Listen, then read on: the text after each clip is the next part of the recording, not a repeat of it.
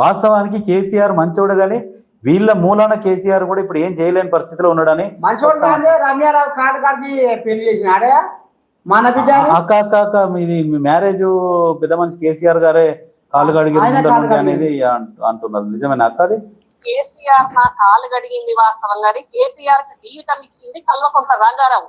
కల్వకుంట్ల రంగారావు లేకుండా కేసీఆర్ లేడు, కేసీఆర్ రాజకీయం లేదు, కేసీఆర్ బతుకు లేదు, కేసీఆర్ ప్రస్థానం లేదు. తెలియదు ప్రజలకు. అక్క అక్క అక్క రంగారావు అన్నట్టు ఆయన లేకుంటే రంగారావు ఫస్ట్ కాంగ్రెస్ లీడరు. రంగారావు తోటి కేసీఆర్ రాజకీయ ప్రస్థానం. కేసీఆర్ అన్నట్టు ఆయన ఫస్ట్ కాంగ్రెస్ లీడరే కదా. మన కాంగ్రెస్ పార్టీలో ఉన్న వి హనుమంతరావు గారు యూత్ కాంగ్రెస్ ప్రెసిడెంట్ ఉంటే కేసీఆర్ వైస్ ప్రెసిడెంట్ ఉన్నాడు. అక్కడ నుంచి స్టార్ట్ అయింది. కేసీఆర్ నా కాలు కడిగిండు అంటే కుటుంబం అన్నప్పుడు ఒకరికొకరు అన్ని చేస్తారు. నేను కూడా కవిత పెళ్లికి బాధ్యత తీసుకున్నా. నేను కూడా కవిత పెళ్లికి చాలా బాధ్యత తీసుకున్నా. చెల్లెలెక్క కాదు బిడ్డ లెక్క తీసుకున్నా. కుటుంబం అన్నప్పుడు ఒకరికొకరు చేసుకుంటాం కదా. దాన్ని కూడా కొంచెం బయటికి తీసుకొచ్చి ప్రచారం చేస్తారు.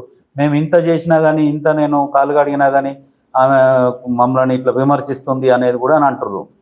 అందుకోసమని అడగాల్సి వచ్చింది.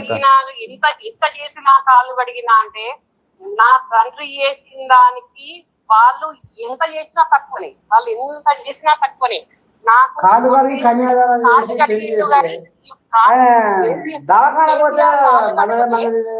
చెప్పనండి. కేసీఆర్ కాళ్ళు కడిగితే అంత బాబాయ్ తోటి మాట్లాడుకుంటాను నేను ఫామ్ హౌస్ పోతే 3 గంటలు నిలబెట్టి ఈ సంతోష్ గాడు నా మీద ఎస్సీ కేసులు పెట్టి నన్ను కటకలాలకు పంపించాలనుకున్నాడు. వాళ్ళు ఓడగడిగిండు, కటకటాలకు ఓడి పంపించాలనుకున్నాడు. ఇది ఎంత న్యాయం? ఎక్కడ?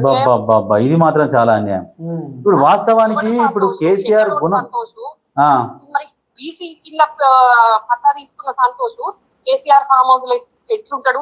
మేము వెలిమలం, మేము బోసీలం, మేము రాఘవరావు అంతటి వంశవృక్షమూలం.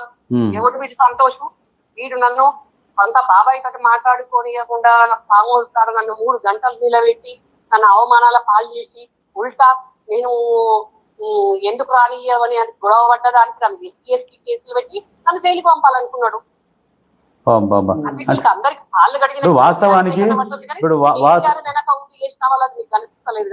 వాస్తవానికి ఇప్పుడు తాళం చెయ్యి సంతోష్రావు చేతులు ఉంది. సంతోష్రావు ఎట్లా ఆడమంటే కేసీఆర్ అట్లా ఆడుతున్నాడు, బ్లాక్ మెయిల్ చేసుకుంటా కూర్చున్నాడు. ఇప్పుడు ఒకటే చెప్తున్నా, మీరు అడిగిన దానికి సమాధానం.